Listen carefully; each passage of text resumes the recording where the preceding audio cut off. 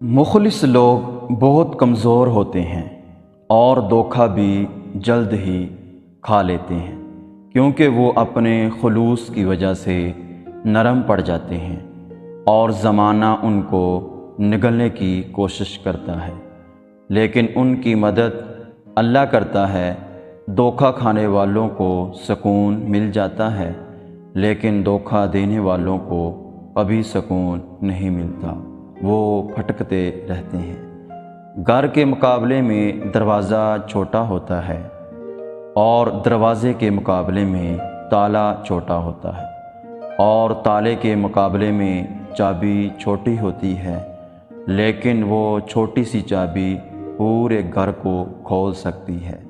اسی طرح ایک پائیدار اور اچھی سوچ بڑے بڑے مسائل کو حل کر سکتی ہے۔ ہر بات کو نفاست کے ساتھ کہنا اور سمجھنا سیکھو، علم بھی آ جائے گا اور اخلاق بھی۔